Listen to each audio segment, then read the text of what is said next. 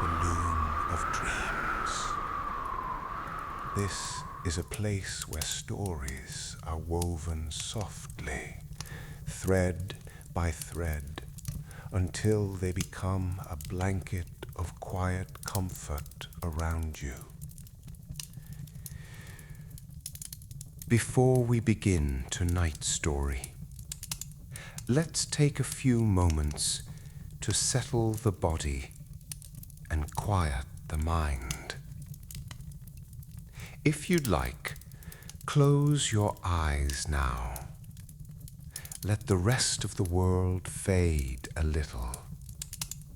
Notice where you are, the shape of the room, the stillness of the air, the gentle warmth that surrounds you.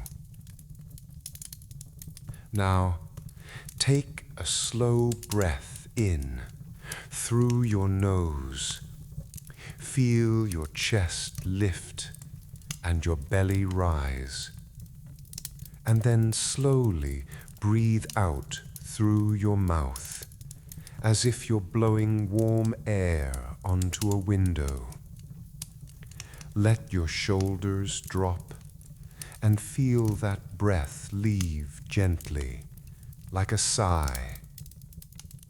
Again, inhale softly, not too deep, just enough to feel the cool air enter. Pause for a moment and exhale slowly. Each time you breathe, imagine the air moving like a wave, in and out, steady and kind. Your body begins to understand this rhythm, the same rhythm as a calm sea at night, the same rhythm as the fire in the hearth. If your mind begins to wander, that's perfectly fine. Just notice it and bring it back to your breath, back to the sound of the fire, back to the quiet in your room. Now feel your body growing heavier, your hands resting loosely, your jaw unclenching, your eyes softening behind closed lids. Let your breath find its own pace. There's nothing you need to do. You are safe, you are home, and you are ready to rest.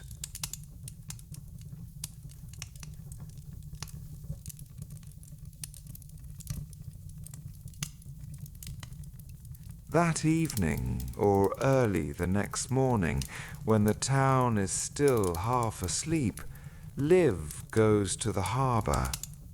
The air down by the water is colder than anywhere else.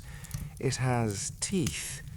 It bites gently at cheeks and knuckles, and it smells of salt and old rope and the dark moving surface of the fjord.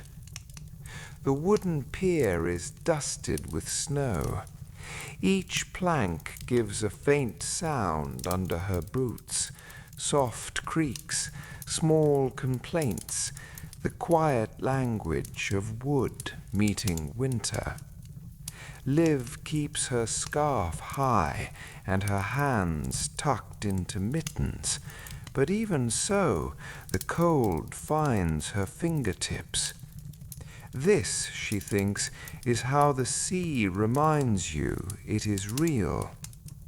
There are a few people working despite the hour.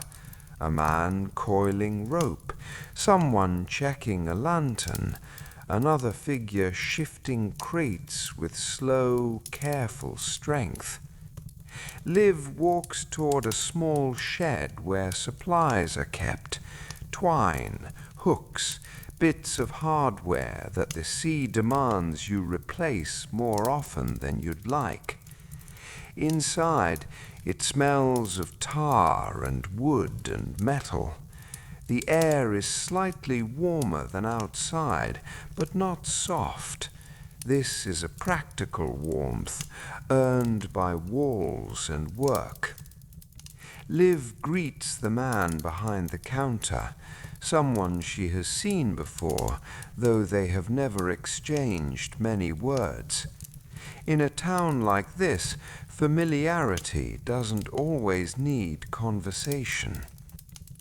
"I need something sturdy," Liv says. "Twine and a few small hooks." He nods and brings out options: rope that is too thick, cord that is too thin, and then a coil that feels just right. Liv tests it between her fingers.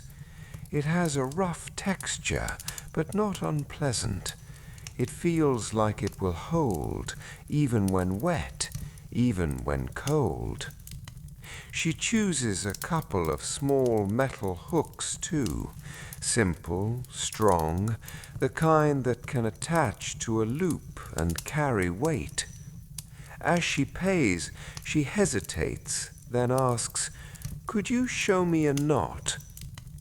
The man looks at her, curious, but not surprised. "What kind?" "One that holds," Liv says. "Nothing complicated. Something you can do with cold hands." He considers that, then nods. "Come here." He takes a short length of rope and lays it on the counter. His hands move with a calm efficiency, no wasted motion. He forms a loop, threads the end through, tightens it, then adjusts it so the knot sits neatly and securely. "Try it," he says. Liv removes her mittens and immediately feels the sting of cold. Her fingertips go pink. She tries to ignore it and focus on the rope. The fibers rub against her skin. She follows his steps. Loop, thread, pull. Her first attempt is messy. The knot slips slightly. She exhales and tries again, slower this time. Loop, thread, pull. Better. Again. Loop, thread, pull. Each repetition feels like a small lesson in steadiness, not just of rope, but of patience. Her fingers ache from cold, but something in her relaxes. The knot becomes more familiar, as if her hands are learning a new sentence. "That'll do," the man says after a while. "Good, it'll hold." Liv thanks him and pulls her mittens back on quickly, grateful for the warmth. She steps outside again, where the wind presses against her coat and steals breath from the edges of her scarf. On the pier, she pauses and looks out at the fjord. The water is dark, shifting. The horizon feels wide and quiet. She thinks of Elias, not in a dramatic way, just as a fact that lives alongside her days. Elias out there, somewhere beyond this harbor, moving with the sea's rhythm. She thinks of what matters out there. Warmth, yes, but also things that don't fail. A knot that holds, a hook that doesn't bend, a small light that stays where you put it. Liv takes the rope and hook from her pocket and imagines the finished gift, a simple, durable attachment, something that can clip keys, secure gloves, fasten a lantern, keep a small tool from sliding away when hands are numb and everything is wet. She isn't trying to send a message of longing. She is sending a message of steadiness. Here, something that holds. As she walks back along the pier, the boards creak under her steps. The wind thins the sounds of the town behind her, stretching them out until they are almost nothing. Liv keeps moving, and with each step she feels the shape of the gift forming more clearly in her mind. The cold is real, so is the warmth waiting at home, and between them, between cold and warmth, between distance and return, there is this small, simple thing she can make, a knot that holds. Night comes early now, and the town seems to accept it without argument. By the time Liv leaves her cottage, the sky has already deepened into a soft, dark blue, and the snow has begun again, light, steady, patient. It doesn't blow sideways tonight. It simply falls, as if it is trying to cover the world with quiet. Liv tucks her parcel close beneath her coat. Inside the parcel is a small herb bundle she made from what Knut helped her gather. Rosemary for steadiness, mint for clarity, dried orange for brightness, tied simply with twine. She's added a small linen piece too, nothing fancy, just a strip of sturdy cloth with a neat loop sewn into one end, the kind of thing that can hang from a peg and be used every day without fraying into complaint. It's a gift for Olea, the owner of the hot springs, a person who seems to hold warmth in her hands, not as something to keep, but as something to offer. The path to the hot springs curves through a darker part of town, where the street lamps thin out and the snow underfoot looks almost blue. Liv walks slowly, letting the cold air rinse her thoughts clean. Her breath comes out in pale clouds, and the parcels in her mind feel less like objects and more like intentions. When she turns the last corner, she sees the first sign of the springs. Steam. Not the chaotic kind, not the kind that surges. This steam rises gently from behind a low fence, drifting upward and catching the lantern light until everything looks softened at the edges.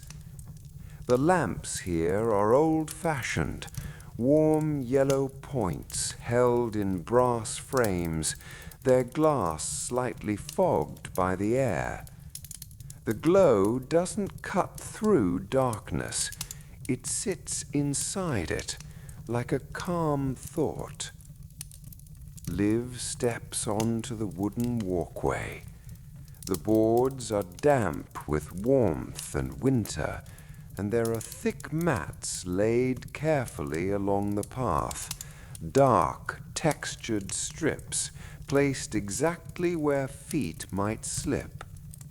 The snow on her boots melts immediately, leaving small wet marks behind her.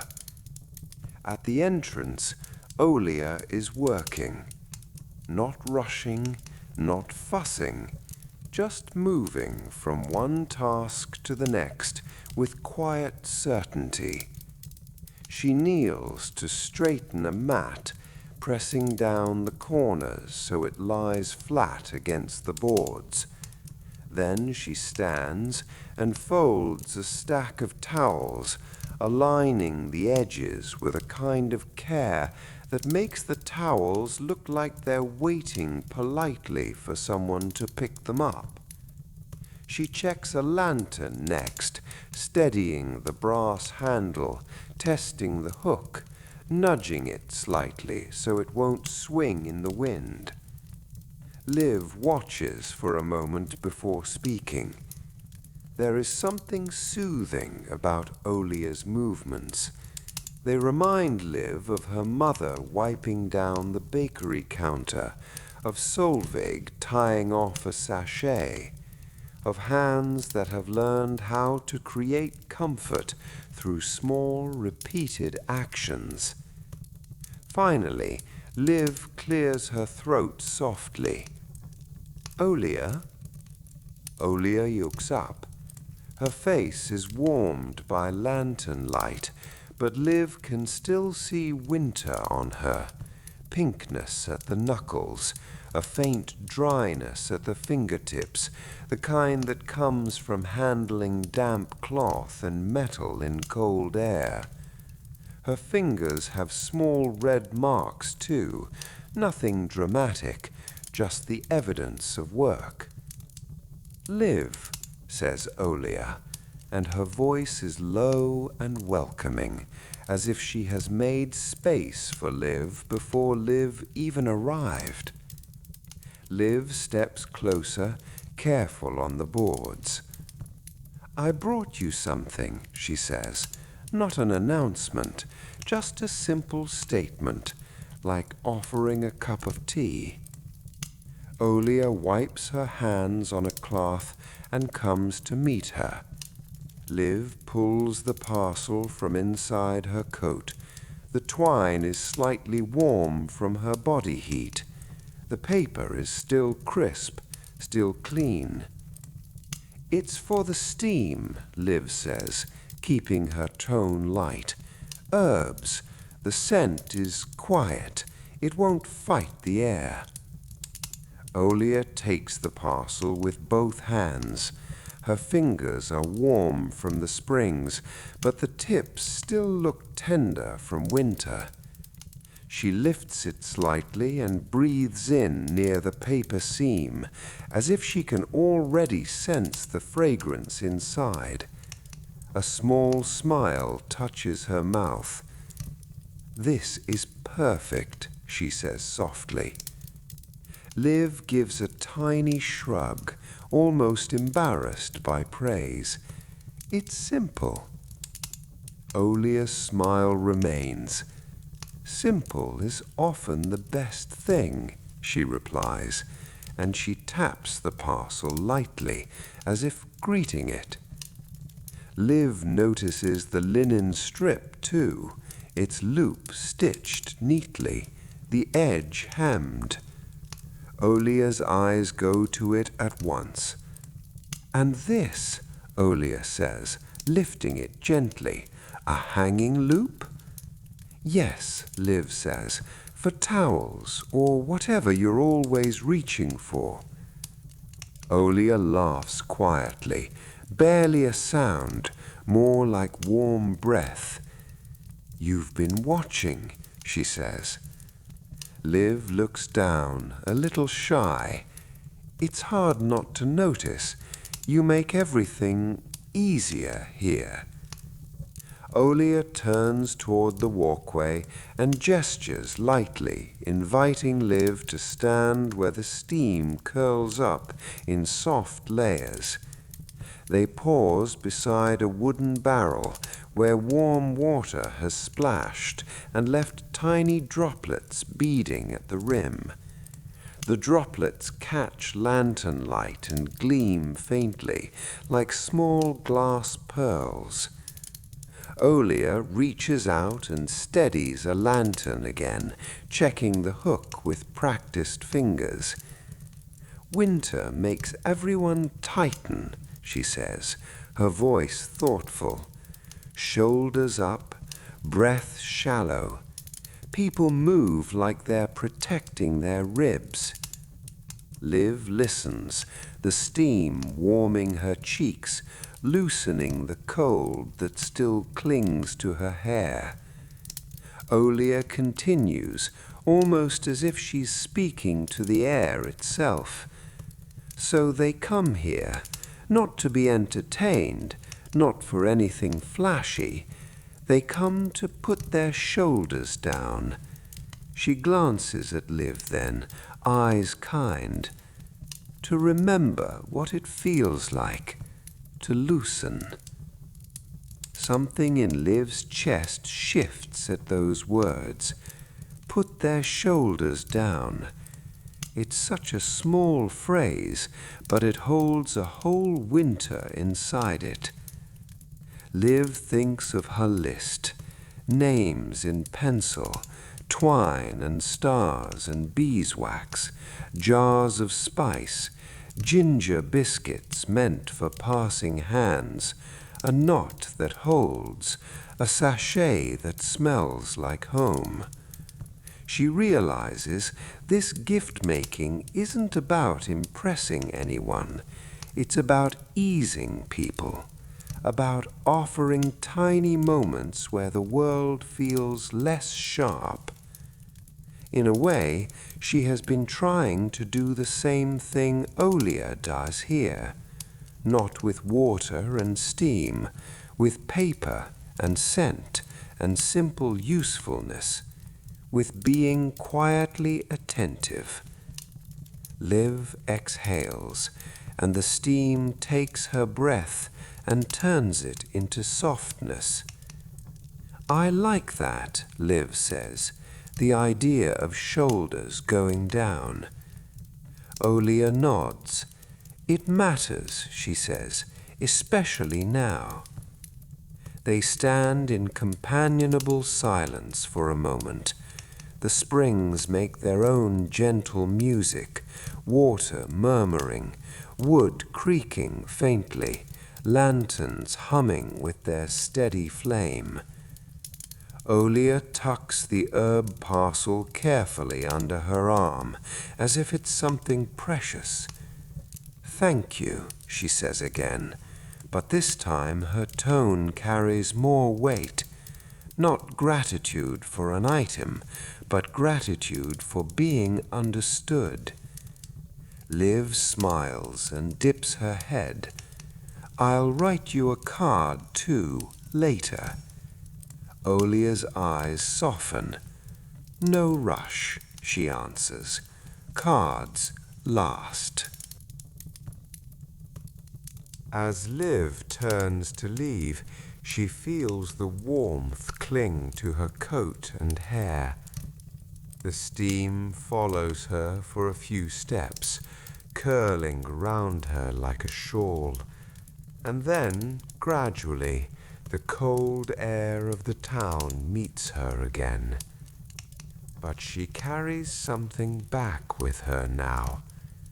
Not just the knowledge that Olia's gift has found its place, but the feeling that this whole small plan, this quiet, careful giving, might be another way to let winter shoulders drop. Later that night, the cottage becomes a smaller world. Outside, snow keeps falling, muffling the town until even distance feels gentle. Inside, Liv turns the lamp by the window lower, so the light pools softly across the table instead of filling the whole room. The fire has settled into a steady glow, less crackle now, more warmth. This is the hour for words. Liv lays everything out the way her mother lays out ingredients before baking. Brown paper, stacked and smoothed, blank cards, thick enough to hold ink without bleeding into regret, twine coiled in neat circles, wooden stars, pale and light in a little dish, waiting like quiet punctuation marks, beeswax blocks, soft gold in the lamplight, smelling faintly of honey and summer stored in solid form, and her pencil. She sits down and rests her hands on the table for a moment, letting stillness settle into her fingers. It would be easy to write big holiday phrases, wishing you joy, wishing you peace. But Liv doesn't want the cards to sound like something printed.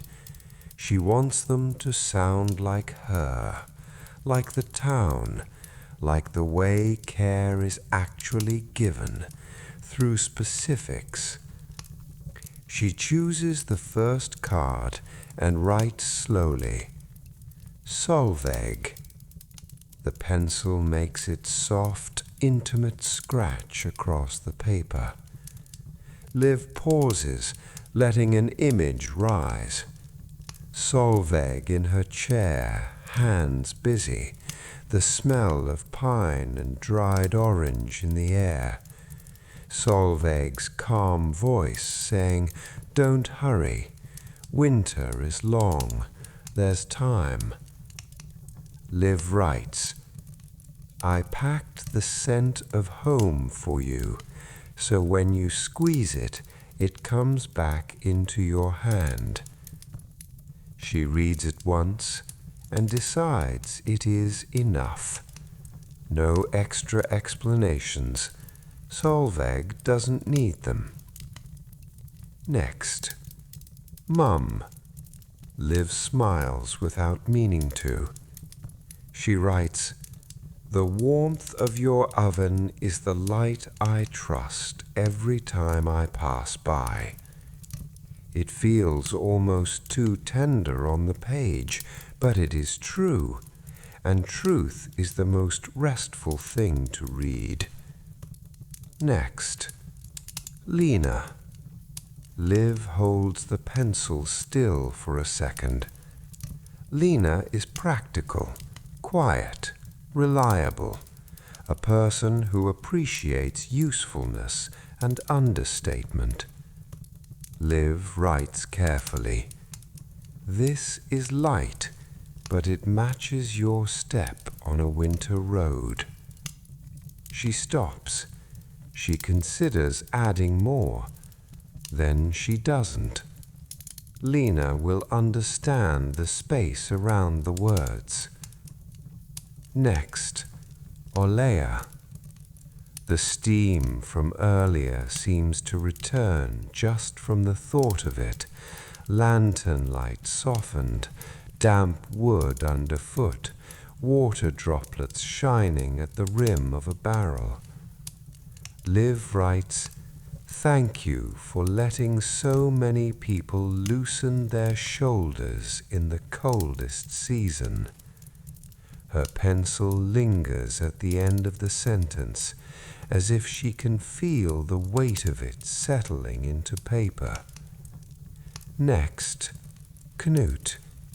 Green in winter, warm, wet air, mint and rosemary crushed gently in her palm. Liv writes, "Thank you for caring for green things in winter, like tending a lantern that doesn't go out."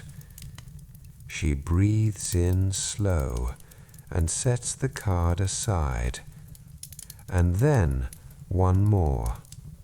Elias. This one makes her hand slow down. She looks toward the window for a moment. Snow drifts past the glass. The lantern on the sill is unlit right now, but it is there, waiting. Liv writes, "There will be a clear path by the door and a light kept in the window." She adds after a pause, "No hurry. Just come back to warmth when you can." When the cards are written, Liv begins the small craft of finishing. She cuts brown paper into rectangles and wraps each gift with a quiet precision. The spice jars from the bakery get padded with cloth so they won't clink too sharply. The herb sachets are tucked snugly so their scent won't escape too soon. The little beeswax candles she has started to pour, small, simple shapes, cool on a tray near the hearth, their surfaces smoothing as they settle into themselves. Then she prepares the ceiling. Liv breaks off a small piece of beeswax and sets it in a metal spoon. She holds the spoon carefully over the fire's edge, not too close, watching. The wax softens. Then it melts into a glossy pool, gold turning deeper in the heat. The smell that rises is quiet and sweet, honey without sugar, warmth without noise. She lets a drop of wax fall on a brown parcel. It lands with a soft, satisfying plop and spreads in a small circle, like a tiny sun on brown paper. She doesn't have a fancy stamp, but she has Solveig's button tin. Liv chooses a button with a subtle pattern, nothing ornate, just a simple starburst etched on its face. She presses it gently into the wax, holds it there, steady. When she lifts it, the wax holds the impression. A small mark, a small finish, handmade, unhurried. She ties twine around each parcel and threads a little wooden star onto the knot so it sits like a quiet signature. The stars tap softly against the paper when she sets each gift down. Tick, tick, a sound so gentle it feels like it belongs to snow. When everything is finished, Liv lines the parcels along the table's edge, a row of small, ordinary shapes turned into care. She turns off the brighter lamp and leaves only the window light glowing. Then she stands and stretches slowly. Her shoulders drop without her noticing, and she realizes Olea's phrase has already worked its way into her night. Put your shoulders down. Liv looks once more at the gifts. The cards are their hearts. The twine and beeswax and stars are their quiet clothing. And tomorrow they will become part of the town, not as an announcement, as a gentle discovery. The night before Christmas Eve, or the late afternoon of it, arrives wrapped in slow snowfall. Liv chooses a time when the town is neither fully awake nor fully asleep, when kitchens are warm and curtains are drawn, when people are likely inside, hands around mugs, feet near stoves. She doesn't want to knock. A knock demands something. It asks for conversation, for energy, for faces arranged into readiness. Liv wants the gifts to feel like they simply appeared, like a kindness that didn't need an audience. She dresses warmly and loads her tote with parcels. They are lighter than they look, but they feel meaningful in her hands. The wooden stars click softly as she walks, tapping against paper in the rhythm of her steps. Outside, her footprints mark the snow, and behind her the falling flakes begin to soften them almost immediately. Her first stop is Solveig's. The cottage is quiet, but not empty. Liv can see the glow of the fire through the window. She steps up onto the porch and breathes in. The air smells faintly of wood smoke and pine. Solveig has a small basket near her favorite chair. Liv knows it well, the way you know the location of things you love. Liv places the parcel gently inside and tucks the card so it peeks out just enough to be noticed. She doesn't linger. She steps away, and the porch boards creak softly under her boots, as if the house itself is whispering good night. Next, the bakery. The front door is dark now, but the back of the building holds warmth. Liv walks around to the rear entrance where her mother comes and goes, where deliveries arrive, where daily life happens without show. She hangs the parcel on the back door handle, letting the twine loop settle firmly.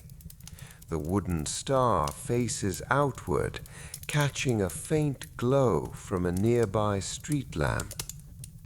Then she adds a tiny extra, one ginger biscuit in a small folded paper slip tucked beside the card, like a small edible smile. Liv steps back and looks once. It feels right. Then she moves on. The greenhouse comes next. The path there is quieter, the air a little colder. The glass building is dark from the outside, but Liv knows what lives inside. Even when the lights are off, the place holds a different kind of presence, green and waiting. She finds the workbench by the door and places Knut's parcel in the corner where it won't get damp. She presses it lightly to make sure it sits steady, then leaves without a sound. Now the hot springs.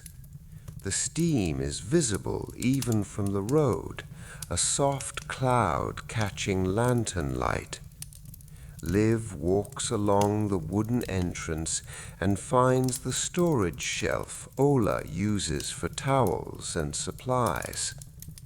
She places Ola's parcel where it won't be splashed, where it will be discovered during the next careful check.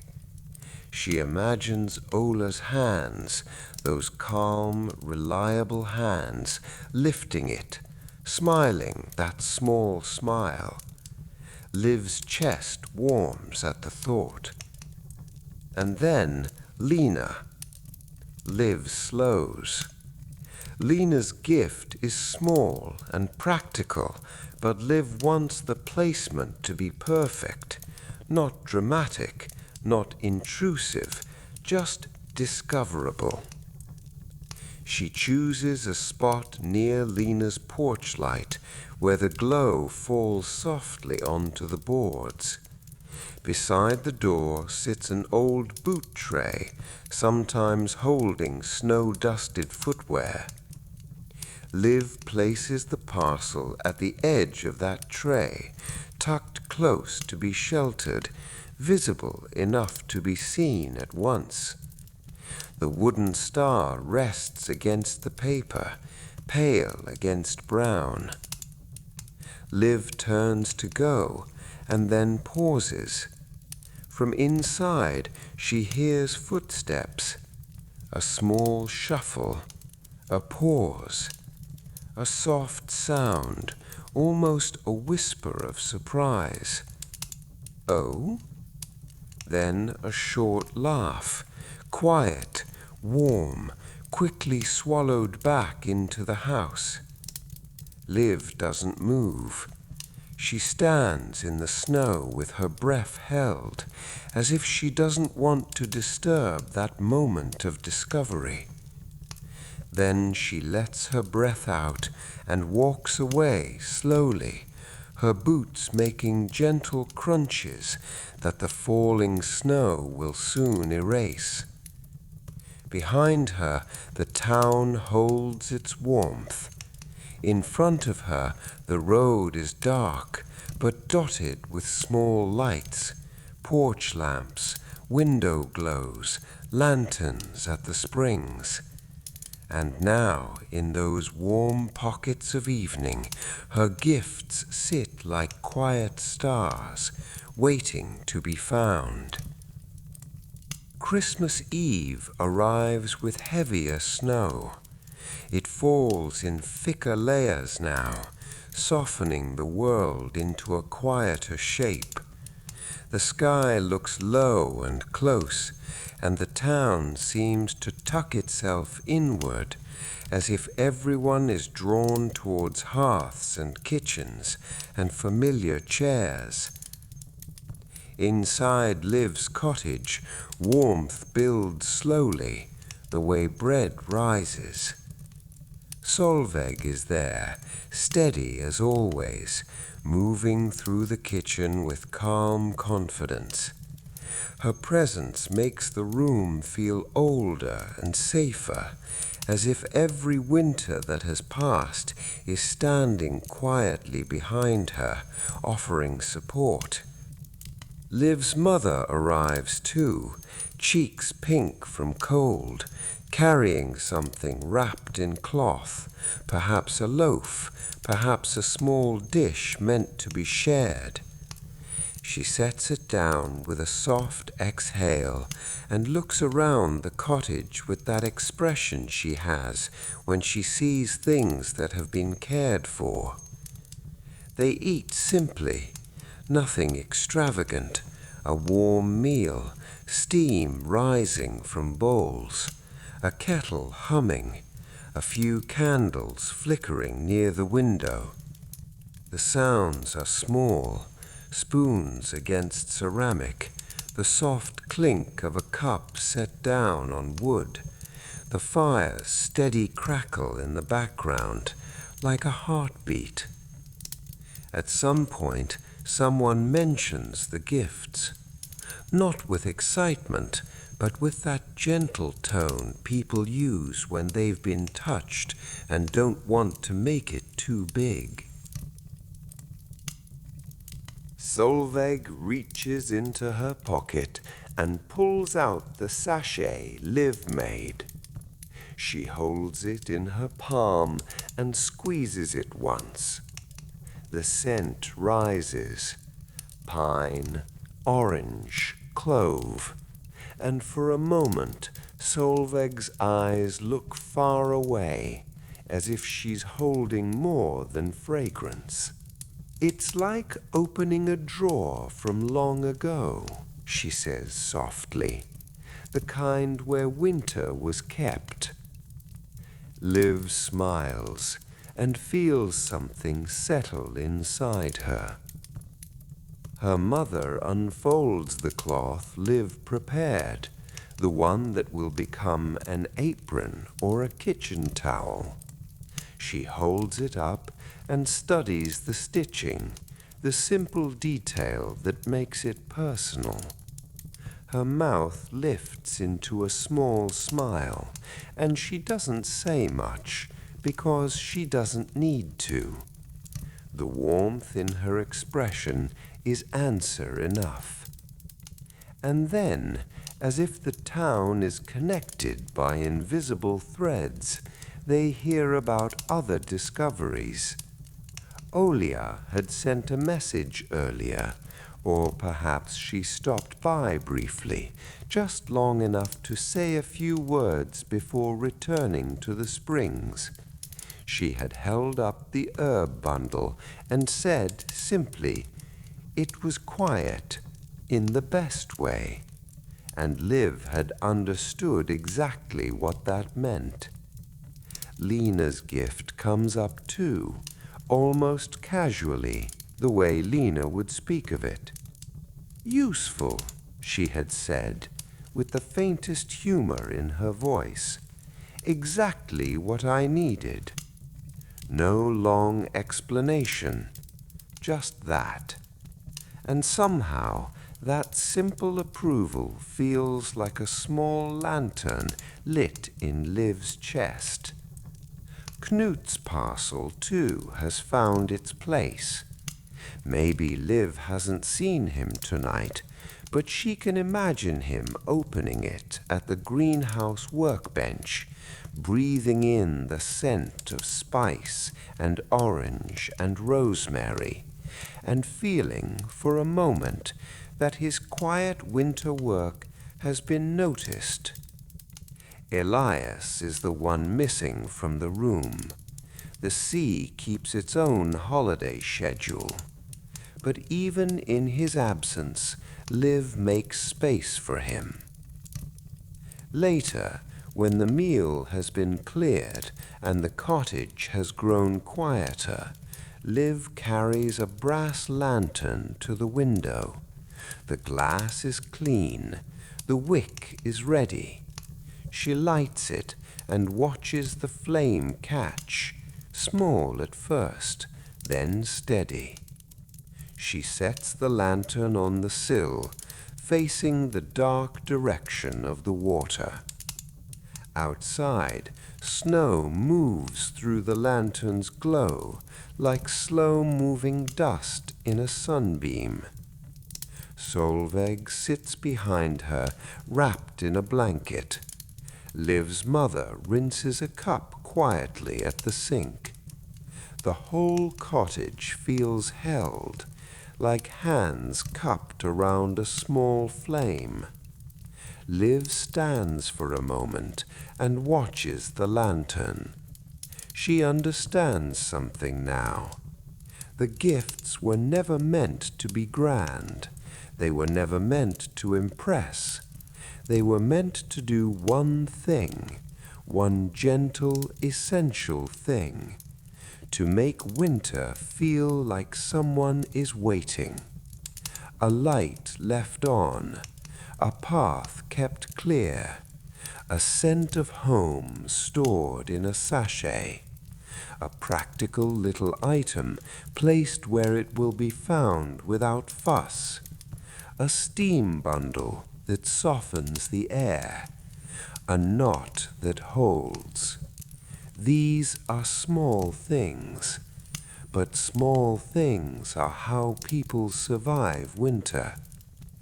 Liv breathes out slowly, and her shoulders drop. She turns away from the window, leaving the lantern to do its quiet work. The cottage is warm.